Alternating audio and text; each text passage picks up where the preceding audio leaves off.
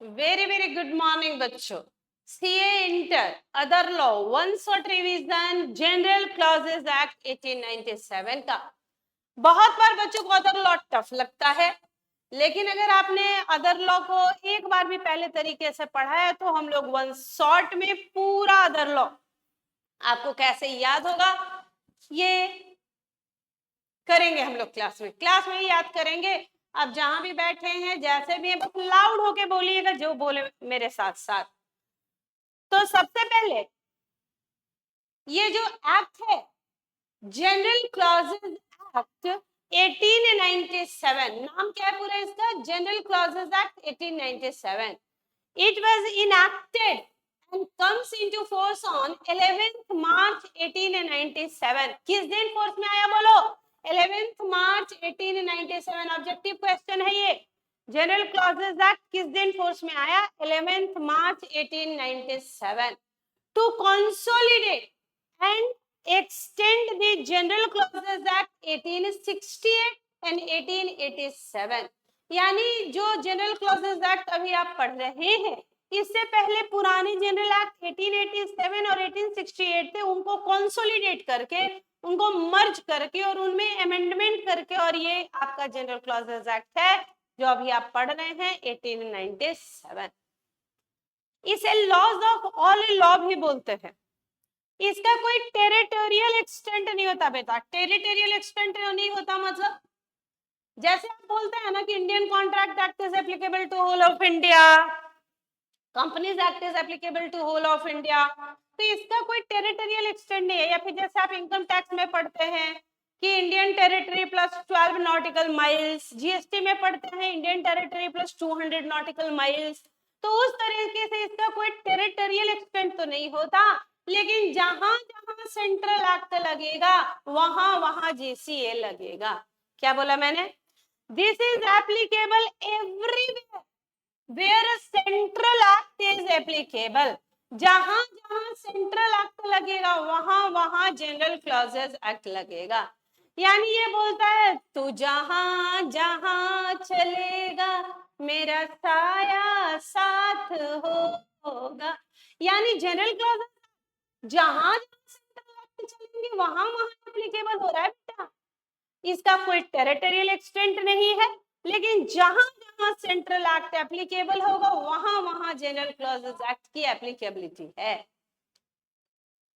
It is also known as interpretation act in many countries. बहुत सारे देशों में इसी का नाम इंटरप्रिटेशन एक्ट भी है। जनरल क्लॉजेज एक्ट को इंटरप्रिटेशन एक्ट के भी नाम से कुछ देशों में जानते हैं। ऑब्जेक्टिव क्या है बेटा इस एक्ट का? ये शॉर्टेन करता है, छोटा करता है लॉ के लैंग्वेज को, लॉ के लैंग्वेज को छोटा करता है।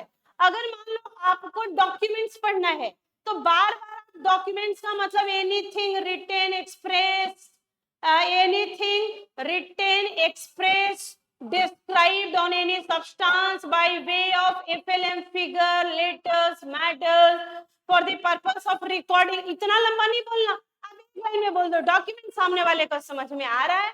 आप बोलते हो सेंट्रल गवर्नमेंट समझ में आ रहा है, सेंट्रल सिक्योरिटी समझ में आ रहा है, एफिडेविट समझ में आ रहा है, समझ में आ रहा है, इनैक्टमेंट समझ में आ रहा है, कमेंसमेंट समझ में आ रहा है। यानी जो एक्ट है जनरल क्लॉजेस वो लॉ के लैंग्वेज को शॉर्टन करता है, लॉ की लैंग्वेज को छोटा करता है। दूसरा ऑब्जेक्ट है it provide uniformity in central act by giving definition of a series of term in common use। Uniformity लेके आता है। सोचो बेटा अगर सारे एक्ट में सेंट्रल गवर्नमेंट का मतलब अलग हो जाए, हर एक्ट में डॉक्यूमेंट का मतलब अलग हो जाए, हर एक्ट में इम्प्रिजनमेंट का मतलब अलग हो जाए, तब तो डेफिनेशन में ही रह जाएंगे लोग। बच्चे ऐसे ही एक्ट में परेशान रहते हैं प्रोविजंस में। अब इतने सारे हर एक्ट में डेफिनेशन हो जाए तो दिक्कत।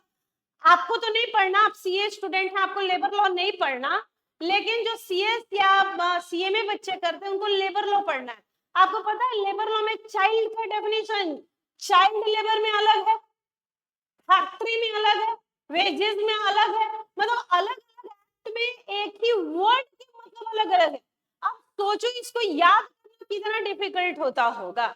लेकिन जनरल क्लॉजेस क्या करता है, जितने सेंट्रल एक्ट हैं उनमें जो डेफिनेशंस हैं उन सारे कॉमन डेफिनेशंस को एक जगह डिफाइन करता है, जिससे आपको बार बार रिपीटेशन से आप बच जाते हैं।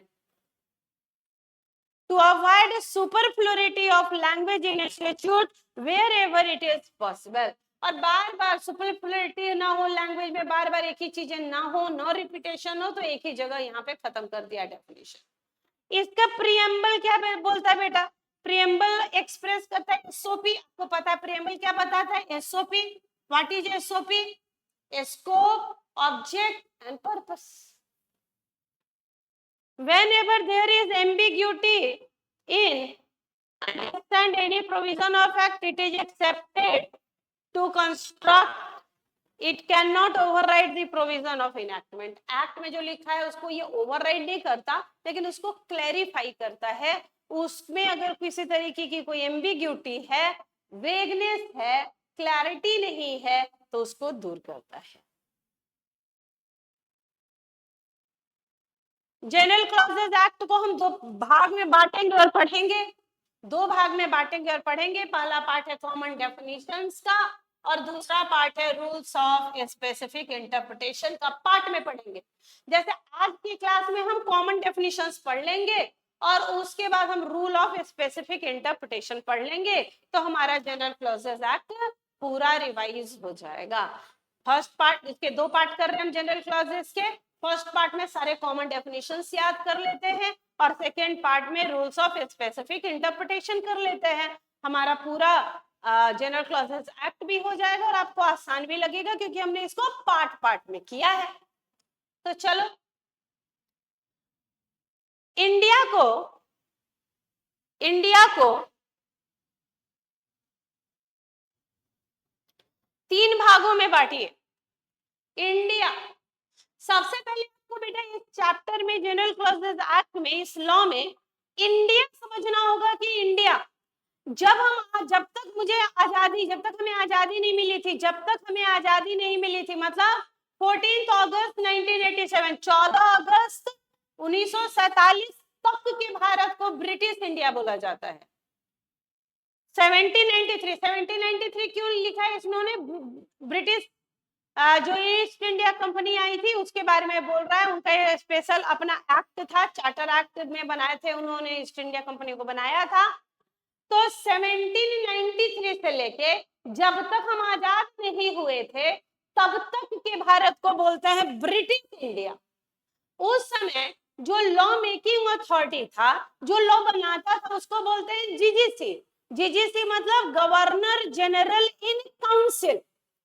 जब तक हम आजाद नहीं हुए थे, जब तक हमें आजादी नहीं मिली थी, तब तक के भारत को बोलते हैं ब्रिटिश इंडिया। और ब्रिटिश इंडिया में जो लॉ मेकिंग अथॉरिटी है उसको बोलते हैं हम लोग GGC, governor general in council.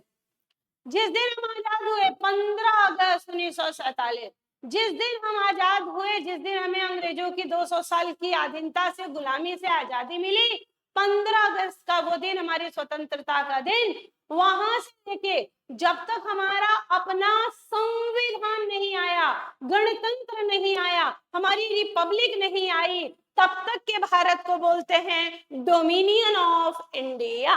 Dominion of India मतलब सेमी इंडिपेंडेंट इंडिया थे। उस समय भी हमारे पास अपना कोई इंडिपेंडेंट लॉ मेकिंग अथॉरिटी नहीं था। उस समय भी हमारे लिए जो लॉ बनाते थे उनको हम डोमिनियन लेजिस्लेचर या जीजीसी ही बोलते थे, गवर्नर जनरल इन काउंसिल। तो डोमिनियन ऑफ इंडिया में जो लॉ बनाता है उसको डोमिनियन लेजिस्लेचर या जीजीसी बोलते हैं। Dominion legislature, dominion of India मतलब जिस दिन हम आजाद हुए वहां से लेके जब तक हमारा गणतंत्र नहीं आया, मतलब 25 जनवरी 1950 के समय को बोलते हैं डोमिनियन ऑफ इंडिया। और डोमिनियन ऑफ इंडिया मतलब सेमी इंडिपेंडेंट इंडिया। उस समय जो हमारी लॉ मेकिंग अथॉरिटी है उसको बोलते हैं डोमिनियन लेजिस्लेचर या GGC, governor general in council. स्वतंत्र भारत का पहला जो जीजीसी थे वो थे लॉर्ड माउंटबेटन। लॉर्ड माउंटबेटन के मरने के बाद इंडिया का अपना पहला जीजीसी हुए थे doctor C Rajagopalachari. Doctor C Rajagopalachari. तो इन्होंने कहा कि देखिए आप, Lord Mountbatten was the GGC at the time of independence, और वही हमारे स्वतंत्र भारत के पहले गवर्नर जनरल, वो मर गए तो उसके बाद doctor C Rajagopalachari was the GGC. ये तो कहानी है बेटा 15 अगस्त से लेके 26 जनवरी 1950। 26 जनवरी 1950 को आया हमारा गणतंत्र।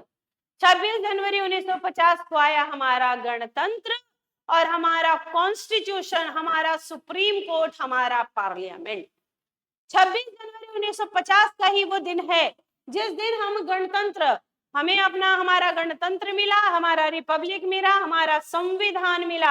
आप नाम सुनते हैं बाबा साहब भीमराव अंबेडकर जी का, जिन्होंने संविधान लिखने में, बनाने में जिनकी अहम भूमिका रही। उन्होंने हमें हमारा कॉन्स्टिट्यूशन दिया 26 जनवरी 1950 को। वहां से लेके और अभी आप जहां हैं, आप हैं आज जहां, कहाँ हैं आप आज? आप 20 अगस्त को हैं 2025 में। तो ये भारत कहलाता है इंडिपेंडेंट इंडिया। और यहाँ law making authority is the parliament. आपने कहा ना, कोई भी सेंट्रल बिल को आप क्या करते हैं? पार्लियामेंट में इंट्रोड्यूस करते हैं। पार्लियामेंट के दोनों हाउसेस, लोकसभा राज्यसभा से वो पास होता है। उसके बाद प्रेसिडेंट साहब अपना कंसेंट देते हैं, and then that bill is converted into an act और इनएक्टमेंट। तो अभी लॉ मेकिंग अथॉरिटी क्या है बेटा? Act of parliament and president. First president आप जानते हैं रिपब्लिक ऑफ इंडिया के, हमारे डॉक्टर राजेंद्र प्रसाद, बिहार के ही थे। अब हम जनरल डेफिनेशन में आ रहे हैं और एक एक करके डेफिनेशन ABCD अल्फाबेटिकल ऑर्डर में है। यहाँ डेफिनेशन अल्फाबेटिकल ऑर्डर में है। अभी तक मैंने जो कहानी बताई आपको, इंडिया क्या होता है, 1 मिनट आप रिवाइज करें, फिर हम कॉमन डेफिनेशन में चलते हैं।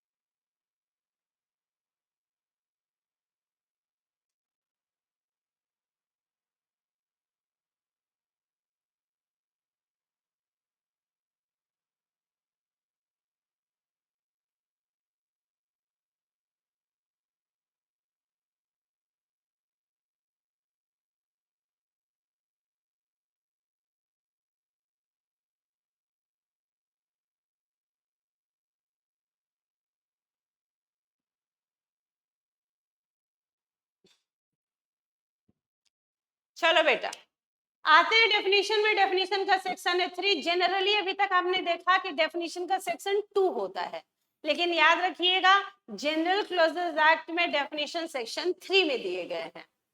तो एक एक करके आते हैं डेफिनेशंस में। आप मेरे साथ चलिए। 28 डेफिनेशंस हैं। जो वेरी वेरी इंपॉर्टेंट डेफिनेशन है वहां थोड़ा टाइम लगाएंगे, और नहीं तो एक बार रीड आउट करके निकलेंगे। तो चलिए सबसे पहले आते हैं व्हाट इज एन एक्ट। तो एक्ट का मतलब यहाँ क्या है बेटा? एक्ट का मतलब है यहाँ पे, एक्ट दो चीजें होते हैं। एक होता है एक्ट का मतलब होता है कुछ करना, डूइंग, कृत्य, क्रिया, कुछ करना इज एक्ट। और दूसरा होता है एक्ट, जैसे आप पढ़ते the companies act, general clauses act, मतलब वो तो होता है इनएक्टमेंट और इंस्टीट्यूट। तो हम यहाँ पे वो एक्ट और इंस्टीट्यूट की बात नहीं कर रहे, हम यहाँ पे बात कर रहे हैं डूइंग, कोई काम करना। तो what is act? Act used with reference to an offence. जब आप कोई ऑफेंस करते हैं, ऑफेंस मतलब क्रिमिनल रॉन्ग या सिविल रॉन्ग करते हैं, मतलब आप मान लो किसी इंसान को जान से मार दिए, क्या हो गया? ये क्रिमिनल रॉन्ग। आपने किसी की प्रॉपर्टी को क्षति पहुंचा दी है, क्या हो गया? Civil wrong. तो अगर आप कोई एक्ट करते हैं और वो ऑफेंस है, मतलब क्रिमिनल रॉन्ग है, या सिविल रॉन्ग है, that is the tort, and shall include series of acts and extend to illegal omission. General clauses act की एक बड़ी खासियत बात ये है कि आपको जो कीवर्ड्स हैं डेफिनेशन में वो याद रखिए और आप अपने से कोई डेफिनेशन बनाइए। जैसे आप इसको ऐसे बोल सकते हैं कि एक्ट जो है act we can say act means offenses or civil wrong and it includes series of transaction and extend to illegal omission.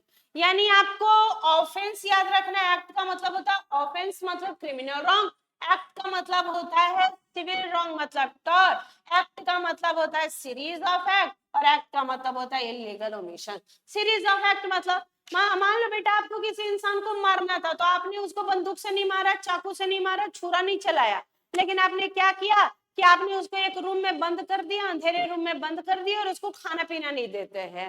अब बेचारा वो आप 1 महीने तक उसको खाना नहीं देंगे, अंधेरे रूम में रख देंगे, आइसोलेशन में रख देंगे तो वो तो भूख से मर जाएगा। और फिर बीच बीच में आप जाते हैं उसको टॉर्चर भी करते हैं, 4 थप्पड़ भी मारते हैं, बोला और बोल रहा था बोल अब बोल। तो यानी कि एक्ट में 4 चीजें आपको लिखनी है। पहला ये ऑफेंस है, दूसरा सिविल रॉन्ग है, तीसरा सीरीज ऑफ एक्ट है और चौथा है इलीगल ओमिशन। इलीगल ओमिशन मतलब बेटा लॉ में जो हमें करना चाहिए वो नहीं करना भी तो गुनाह है। जैसे हमें इनकम टैक्स भरना है, जीएसटी रिटर्न भरना है और हम नहीं भर रहे हैं तो क्या कर रहे हैं, इलीगल ओमिशन। दूसरा डेफिनेशन है बेटा एफिडेविट का। एफिडेविट का मतलब होता है कसम खाना, written oath in front of court. जब हम रिटेन कसम खाते हैं तो उसको बोलते हैं एफिडेविट। रिटेन कसम खाते हैं, लिख के कसम खाते हैं तो इसी को बोलते हैं एफिडेविट। एफिडेविट शैल इंक्लूड, भाई affidavit shall include affirmation and declaration in case of person allowed to affirm and declare instead of swearing। ये 3 वर्ड्स हैं हमारे जीसीए में जिनके डेफिनेशन आपको नियरली सेम दिखेंगे, affidavit, oath and swear. Affidavit, oath and swear इनके nearly आपको similar definition ही दिखेंगे। क्या होता है एफिडेविट? तो affidavit can include affirmation, declaration by person allowed to affirm or declare instead of swearing, इसको बोलते हैं एफिडेविट। परजुरी कौन होते हैं भाई? परजुरी वो लोग हैं बेटा जो अलाउड नहीं है गवाही देने के लिए, क्योंकि इन्होंने पहले भी गवाही दी थी कोर्ट में और इनकी गवाही झूठी साबित हुई थी, तो इनको कोर्ट ने अलाउ नहीं किया हुआ है। इनको बोला कि भाई तुम तो परजुरी हो, तुम झूठी गवाही देते हो, चलो इनको बैन करो, तो परजुरी अलाउड नहीं है। बाकी एफिडेविट के डेफिनेशन में 4 वर्ड याद करना है, affirmation, declaration by a person allowed to affirm or declare instead of swearing। written oath in front of court, जब हम लिखित में कसम खाएंगे जज साहब के सामने, मजिस्ट्रेट के सामने, तो इसी को बोलते हैं हम एफिडेविट। तीसरा डेफिनेशन आता है बेटा सेंट्रल एक्ट का। तो सेंट्रल एक्ट मतलब क्या? वो एक्ट जो पार्लियामेंट में बने हैं, it means an act of parliament, या जो डोमिनियन लेजिस्लेचर ने कॉन्स्टिट्यूशन आने से पहले डोमिनियन ऑफ इंडिया में जो बनाया, या जो एक्ट जो है कॉन्स्टिट्यूशन से पहले जीजीसी ने बनाया। आपने कहा ना कि ब्रिटिश इंडिया में लॉ मेकिंग अथॉरिटी जीजीसी थे, डोमिनियन इंडिया में डोमिनियन लेजिस्लेचर और हमारे इंडिपेंडेंट इंडिया में पार्लियामेंट। तो बोल रहा है कि तो जो जीजीसी ने बनाया वो भी सेंट्रल एक्ट, जो डोमिनियन लेजिस्लेचर ने बनाया वो भी सेंट्रल एक्ट, और जो पार्लियामेंट ने भी बनाया वो भी सेंट्रल एक्ट। तो सेंट्रल एक्ट का मतलब तीनों है, act of parliament plus act made by dominion legislature before commencement of constitution and act of GGC before commencement of constitution, तीनों को मिला के आप बोल रहे हैं सेंट्रल एक्ट। सेंट्रल गवर्नमेंट का डेफिनेशन पे तो भाई सेंट्रल गवर्नमेंट का definition very very very very important. अब इसको याद करने का थोड़ा सा तरीका है, इंडिया को गवर्न करने के लिए अंग्रेजों ने 4 भाग में डिवाइड किया था। आप जानते हैं बेटा अंग्रेजों का तो मोटो ही था कि डिवाइड एंड रूल, वो तो पहले डिवाइड करते थे, डिवाइड किए और रूल किए। इंडिया को उन्होंने 4 पार्ट में बांटा था, part A B C D. Part A है गवर्नर प्रोविंसेस, जहां की गवर्नर जो है रूल देखता था। पार्ट ए को बोलते थे गवर्नर प्रोविंसेस, वहां जो रूल देखते थे, गवर्न करते थे, they were governors appointed by president. Part B को बोलते थे बेटा प्रिंसली स्टेट। प्रिंसली स्टेट मतलब वही राजाओं महाराजाओं के जो स्टेट होते थे उनको बोलते थे हम लोग प्रिंसली स्टेट, और उनको जो गवर्न करते थे उनको बोलते हैं बेटा हम लोग राज प्रमुख। राजा जैसे हैदराबाद का निजाम हो गया, जम्मू कश्मीर के हरि सिंह थे, तो ये पार्ट बी स्टेट जो थे वो प्रिंसली स्टेट थे जिनको गवर्न करते थे राज प्रमुख। पार्ट सी जो है बेटा, पार्ट सी, उनको बोलते हैं चीफ कमिश्नर प्रोविंसेस, और इनको गवर्न करते थे कौन? CC, chief commissioner. और पार्ट डी है हमारा अंडमान एंड निकोबार। हमारा पार्ट डी है अंडमान निकोबार, जिसको गवर्न करते थे एलजी, लेफ्टिनेंट गवर्नर। इन्हीं को प्यार से एडमिनिस्ट्रेटर भी बोलते हैं। एलजी जो है लेफ्टिनेंट गवर्नर, इन्हीं को हम लोग प्यार से एडमिनिस्ट्रेटर भी बोलते हैं। तो अंग्रेजों ने रूलिंग करने के लिए, गवर्न करने के लिए इंडिया को 4 पार्ट में डिवाइड किया। आप 4 पार्ट को एक बार याद कीजिए। पहला है पार्ट ए गवर्नर प्रोविंसेस, जिसको गवर्न करेंगे गवर्नर। पार्ट बी है प्रिंसली स्टेट, जिसको राज प्रमुख गवर्न करते हैं। पार्ट सी है चीफ कमिश्नर प्रोविंसेस, जिसको चीफ कमिश्नर गवर्न करते हैं। और पार्ट डी है अंडमान एंड निकोबार आइलैंड, जिसको एलजी लेफ्टिनेंट गवर्नर या एडमिनिस्ट्रेटर गवर्न करते हैं। अब आइए सेंट्रल गवर्नमेंट का डेफिनेशन इन्होंने क्या बोला। बोला कि central government from a legislative perspective. अगर लेजिस्लेटिव पर्सपेक्टिव से बोले तो सेंट्रल गवर्नमेंट का मतलब क्या होता है? CG means before commencement of constitution. संविधान आने से पहले सीजी का मतलब, और संविधान आने के बाद सीजी का मतलब। कॉन्स्टिट्यूशन से पहले सेंट्रल गवर्नमेंट का मतलब GGC and include in relation to government of provinces principal government, और in relation to chief commissioner provinces CC। यानी बिफोर कॉन्स्टिट्यूशन अगर हम लोग बोले बेटा तो सेंट्रल गवर्नमेंट का मतलब होता है GGC plus principal government plus plus chief commissioner CC. Constitution से पहले सेंट्रल गवर्नमेंट का मतलब क्या? GGC plus PG principal government plus CC chief commissioner. और after constitution, after constitution, after constitution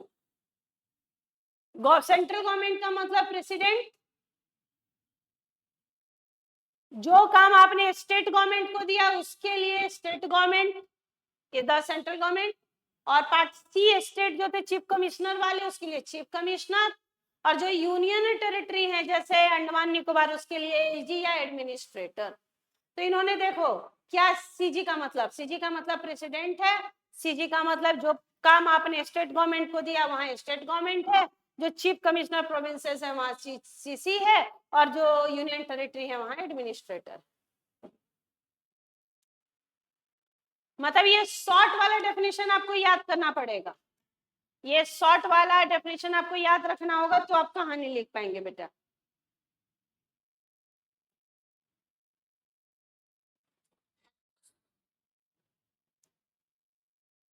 ठीक है।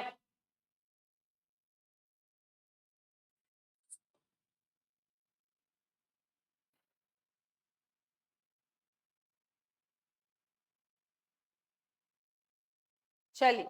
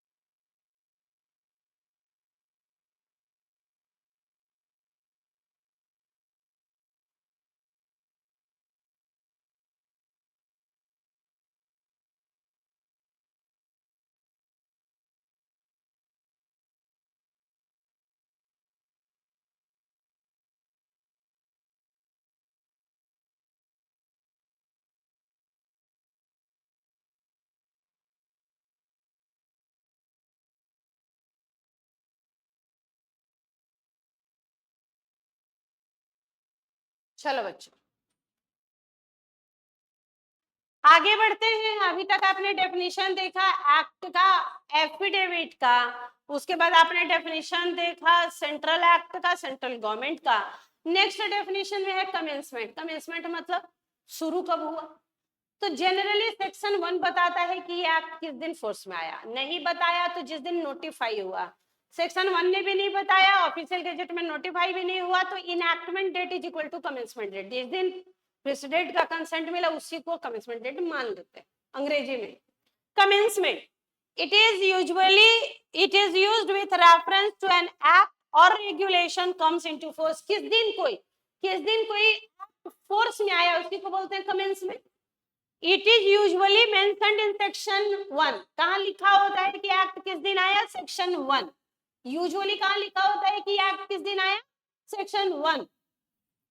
इट में ऑल्सो बी नोटिफाइड, इट में also be notified in official gadget. दूसरा कहां नोटिफाई हो सकता है, ऑफिशियल गैजेट में। ना तो स्टैट्यूट में है ना ऑफिशियल गैजेट में नोटिफाई हुआ, तो enactment date is equal to commencement date. जिस दिन प्रेसिडेंट का कंसेंट मिला enactment date is equal to commencement date. पहला प्रेफरेंस किसको देंगे, सेक्शन 1। दूसरा official notification in official gazette. तीसरा enactment date is equal to commencement date.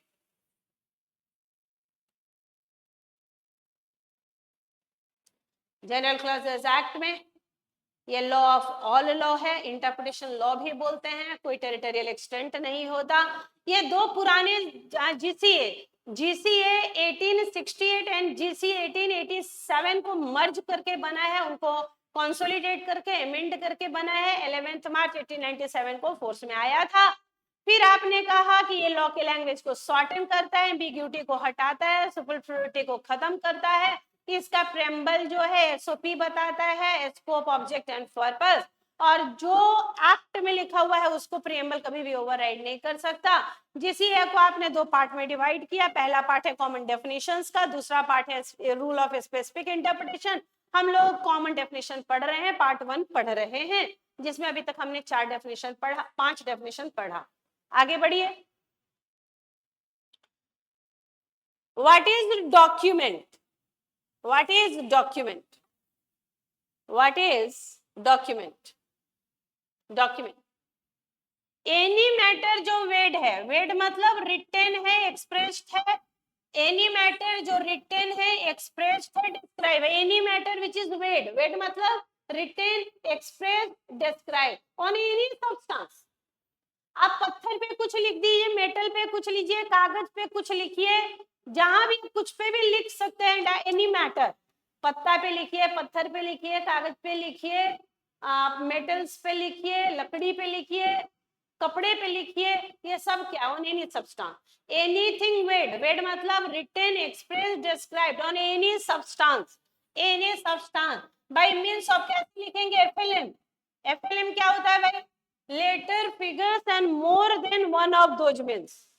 Purpose क्या है, पर्पस है रिकॉर्ड करना फॉर फ्यूचर रेफरेंस। पर्पस क्या है, क्यों लिख के रख रहे हैं, क्यों लिख के रख रहे हैं, क्यों, क्योंकि फ्यूचर रेफरेंस के लिए, जो रिकॉर्ड के रूप में हमारे पास रहे और जिसे हम बाद में भी यूज कर पाए। तो what is document, any matter written, expressed और described upon any substance by means of letter, figures or any or more than one of these which is intended to be used for the purpose of recording। Indian currency note कागज पे लिखे हैं, तो क्या वो document है, नहीं। क्या उसको रिकॉर्ड के लिए रखते हैं, नहीं। व्हाट इज इनएक्टमेंट, ये देखो एक्ट का मतलब, व्हाट इज इनएक्टमेंट, स्टैट्यूट और लॉ। इनएक्टमेंट से इंक्लूड कोई भी रेगुलेशन या वो रेगुलेशन जो बीएमबी कोड, बॉम्बे, मद्रास और बंगाल कोर्ट ने कोड नेम में बताया गया है, या प्रोविजन जो एक्ट रूल्स में बताए गए हैं, वो सब क्या है, लॉ। फाइनेंशियल ईयर वो साल जो 1 अप्रैल को शुरू होके और अगले साल 31 मार्च को खत्म, उसको बोलते हैं फाइनेंशियल ईयर। आप मुझे बताएंगे भी कौन सा फाइनेंशियल ईयर चल रहा है बेटा, आप बताएंगे क्या मुझे कि अभी कौन सा फाइनेंशियल ईयर चल रहा है। 25-26, 1 अप्रैल 25 को शुरू हुआ है, 31 मार्च 26 को खत्म होगा, 25-26 चल रहा है financial year. Financial year cell means वो साल commencing on the first day of April, जो फर्स्ट डे अप्रैल को शुरू होता है और अगले साल खत्म होता है 31 मार्च। गुड फेथ इंपॉर्टेंट है। गुड फेथ का मतलब क्या? A thing shall be deemed to be done in good faith, whether it is in fact done honestly. Honestly आपने जो काम किया वो गुड फेथ है। अब चाहे आप उसको नेग्लिजेंटली करते हो या नहीं करते हो, कोई भी काम जो ऑनेस्टी के साथ किया गया उसको गुड फेथ बोल रहा है। लेकिन सारे एक्ट ऐसा नहीं मानते। हमारा जीसीए और नेगोशिएबल इंस्ट्रूमेंट बोलता है कि गुड फेथ का मतलब केवल ऑनेस्टी होता है, लेकिन हमारा कॉन्ट्रैक्ट सेल्स एक्ट बोलता है कि गुड फेथ का मतलब ऑनेस्टी होने के साथ साथ डिलीजेंस भी होना चाहिए। देखें, जीसी और नेगोशिएबल इंस्ट्रूमेंट बोलते हैं कि गुड फेथ का मतलब है केवल ऑनेस्टी। अगर आप केवल ईमानदार हैं, आप बड़े नेग्लिजेंट आदमी हैं, लेकिन आप अगर ईमानदार हैं मतलब आप गुड फेथ में कोई काम करते हैं। लेकिन हमारा सेल्स ऑफ गुड्स एक्ट और इंडियन कॉन्ट्रैक्ट एक्ट बोलता है कि गुड फेथ का मतलब ऑनेस्टी के साथ साथ डिलीजेंस भी होना चाहिए। Diligence word is the opposite of negligence. Negligence का मतलब होता है कोई काम सावधानी से नहीं करना। डिलीजेंस का मतलब होता है काम को सावधानी पूर्वक सोचकर समझकर करना, इज डिलीजेंस।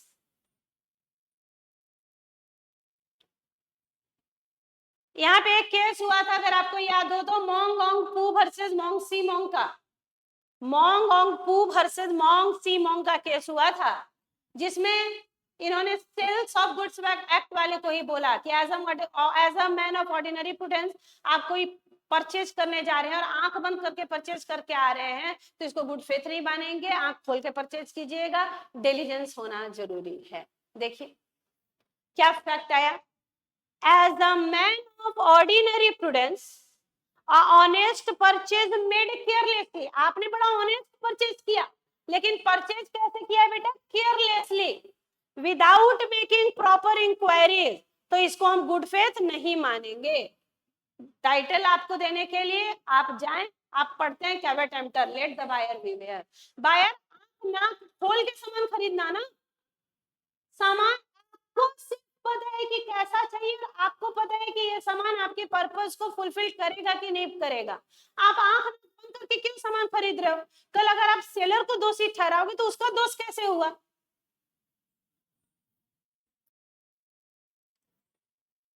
गवर्नमेंट का मतलब दोनों, central as well as state. Next, government security मतलब जो सिक्योरिटी सेंट्रल गवर्नमेंट ने इशू किया, या जो सिक्योरिटी जीजीसी ने इशू किया होगा, डोमिनियन लेजिस्लेचर ने, वो भी सेंट्रल सिक्योरिटी है, गवर्नमेंट सिक्योरिटी। लेकिन जो पार्ट बी था प्रिंसली स्टेट, वहां जो राज प्रमुख ने, राजाओं महाराजाओं ने जो सिक्योरिटी इशू की, उसको गवर्नमेंट सिक्योरिटी नहीं मानेंगे। Government security means securities of central government or security of a state government, but shall not include securities of government of any part B state.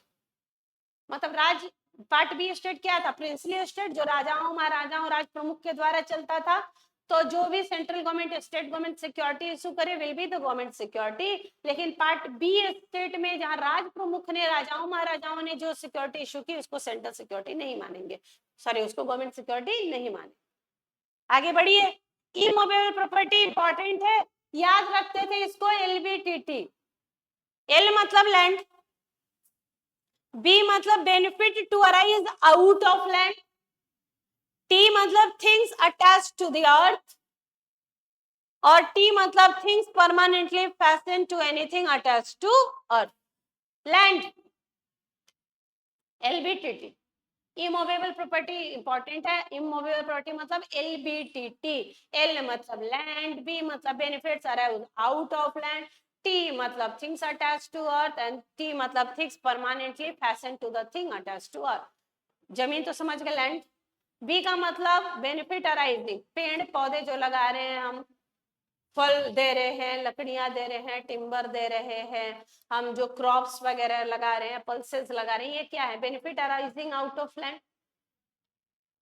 तीसरा, थिंग अटैच टू अर्थ, हमने घर बनाया, building बनाई, flat बनाया जमीन पे, वो तो क्या है? Things attach to earth, building. और चौथा है थिंग्स परमानेंटली फैस्टेंड या fix to anything attach to earth. अब ये बिल्डिंग है, अब इसके ऊपर मैंने जो भी परमानेंटली फैशन, ये डिजिटल बोर्ड फिक्स करवा लिया, मैंने स्टेज बनवा लिया, मैंने पोडियम बनवा लिया, मैंने बाथरूम में फिटिंग वगैरह लगाया, ये क्या है? Things permanently attach to the thing attach to earth. Trees immovable property है क्योंकि ये benefit to arise out of land है। Timber benefit arising out of land है, जिस जमीन से लगे हुए हैं ट्री, तब तो वो इमूवेबल है, काट दिए timber, movable. Right to way to access road, right to way to access road, immovable property. Right to catch और carry fish, immovable property. Pond ले लिया, वहां मछली पालन कर रहे हैं, मछली पालन करके मछली को बेच रहे हैं, इमूवेबल। इम्प्रिजनमेंट मतलब बेटा जेल भेज रहे हैं आपको, तो इम्प्रिजनमेंट सेल में, it shall means imprisonment of either description, मतलब सिंपल या रेगरस। रेगरस मतलब जेल जाना पड़ेगा, पोसंपा भाई पोसंपा, आपको जेल जाना पड़ेगा, जेल की रोटी खानी पड़ेगी, जेल का पानी पीना पड़ेगा, रेगरस इम्प्रिजनमेंट। आप देखते हैं ना मूवी वगैरह में कि हीरो गया है जेल, वहां पे पत्थर तोड़ रहा है, रेगरस। पहले जमाने में तो बेटा अंडमान निकोबार में किसी को भेज देते थे तो उसको काला पानी की सजा देते थे ना, वीर दामोदर सावरकर। काला पानी, पानी काला नहीं होता, उनको वहां अंधेरे रूम में बंद कर देते हैं जहाँ कोई वेंटिलेशन नहीं है, ना बिजली आ रही है, ना कुछ दिख रहा है, वो हो गया आपका काला, और उसके चारों तरफ अंडमान में समुंदर ही समुंदर, पानी पानी, इसलिए नाम था काला पानी। तो पहले क्या होता था कि अगर किसी को काला पानी की सजा भेजते थे, अंडमान निकोबार भेजते थे, तो उसको भी इम्प्रिजनमेंट बोलते थे। अभी क्या, अभी तो लोग घूमने जा रहे हैं अंडमान निकोबार। इंडियन लॉ का मतलब बेटा, इंडियन लॉ मींस रो बो, मतलब एक्ट, आर मतलब रेगुलेशन, ओ मतलब ऑर्डिनेंस, आर मतलब रूल, ओ मतलब ऑर्डर, बी मतलब बाई लॉज, ओ मतलब अदर इंस्ट्रूमेंट। रो बो is the Indian law. Ordinance आप जानते हैं क्या होता है? ये टेम्पररी लॉ होता है, जिस समय हमारा पार्लियामेंट सेशन में नहीं होता है लेकिन लॉ की जरूरत है, अर्जेंट लॉ का नीड है, उस समय हमारे प्रेसिडेंट जो है टेम्पररी लॉ बनाते हैं, पार्लियामेंट में जब पार्लियामेंट सेशन में आता है विद इन 6 वीक उसको पास करा लेते हैं, पास कराने के बाद वो एक्ट हो जाता है, they are as good as कि वो पार्लियामेंट में ही बने हैं, और अगर नहीं पास हुआ तो लैप्स कर जाता है, खत्म हो जाता है। नेक्स्ट डेफिनेशन है मंथ का। मंथ का मतलब जो ब्रिटिश कैलेंडर के अनुसार, ग्रेगोरियन कैलेंडर के अनुसार 1 जनवरी को हैप्पी न्यू ईयर से शुरू होके 31 दिसंबर को खत्म होता है, उसको बोलते हैं मंथ। जनवरी, फरवरी, मार्च, अप्रैल। Movable property, movable property shall mean property of every description except immovable property. बोला इमूवेबल प्रॉपर्टी को छोड़ के जो है वो सब मूवेबल है। Example, shares, debtor, electricity. Oath मतलब कसम खाना, मैंने आपको बोला है कि एफिडेविट, ओथ और स्वेर का डेफिनेशन नियरली से मैं देखो, ओथ सेल इंक्लूड, ओथ का मतलब फिर से वही, affirmation and declaration in case of person by law allowed to affirm or declare instead of swearing. Offenses, कोई भी एक्ट, एनी एक्ट और ऑफेंस जो पनिशेबल है किसी भी लॉ में उसको बोलते हैं ऑफेंस। ऑफिशियल गेजेट मतलब गैजेट ऑफ इंडिया या official gazette of state. Person को बोलते हैं कैब, CAB, सी मतलब व्हाट इज CAB? सी मतलब कंपनी, ए मतलब एसोसिएशन, बी मतलब बॉडी ऑफ इंडिविजुअल। तो person shall include any company और एसोसिएशन और body of individual weather incorporated और नॉट। रजिस्टर्ड मतलब रजिस्टर्ड डॉक्यूमेंट जो रजिस्ट्रेशन एक्ट 1908 के तहत रजिस्टर्ड है। रूल्स, रूल्स रूल्स जो किसी भी इनएक्टमेंट में बने हैं, रेगुलेशन में बने हैं। Schedule shall mean a schedule to act or regulation in which the word occur. Schedule, section, sub section का डेफिनेशन एक जैसा ही है, केवल वर्ड चेंज कर दीजिएगा। देखिए, sub section shall mean section to which act or regulation in which word occur. Subsection shall mean subsection to act or regulation in which the word occur. Swear with its grammatical variation and cognate expression, थोड़ा सा variation हो सकता है, जैसे हम swear है तो उसको स्वर्ण बोल सकते हैं, कॉग्नेट एक्सप्रेशन स्वेर ऑफ बोल सकते हैं। Includes affirming or declaring in case of person by law allowed to affirm, declare instead of swear. मैंने आपको बोला था एफिडेविट, ओथ और स्वेर का डेफिनेशन नियरली सेम है। राइटिंग मतलब expression referring to writing shall include, कोई भी चीज जो आप लिख के रखेंगे वो राइटिंग है। Lithography, printing, photography, other mode of representing producing words in visible form, जिसको देख सके पढ़ सके। ईयर शैल मींस या year recommendation to British calendar. Year Gregorian calendar में ईयर का मतलब जो ब्रिटिश कैलेंडर बोलेगा वही ईयर है। ये था आपका जनरल क्लॉजेस एक्ट का पार्ट 1 खत्म हुआ। एंजॉय कीजिए, सारे डेफिनेशंस को एक बार पढ़िए। कुछ definition very very very important हैं, जैसे एफिडेविट हो गया, सेंट्रल गवर्नमेंट हो गया, डॉक्यूमेंट हो गया, कमेंसमेंट हो गया, फाइनेंशियल ईयर हो गया, आपका गुड फेथ हो गया, इमूवेबल प्रॉपर्टी हो गई। ठीक है, ये वेरी वेरी इंपॉर्टेंट डेफिनेशंस हैं जो आपको याद रखने ही चाहिए। इसको याद करने का तरीका है कीवर्ड्स को याद रखें तो ये याद रहेंगे। फिर आपसे मुलाकात होगी जहां हम रूल्स ऑफ स्पेसिफिक इंटरप्रिटेशन करेंगे आज ही रात को। Thank you very very very much. स्वस्थ रहें, मस्त रहें, व्यस्त रहें, लगे रहें। अदर लॉ को बहुत 2 बार 3 बार 4 बार रिवाइज करें, पढ़ें और जाएं और एग्जाम में अच्छे से लिख के आए। Thank you very much.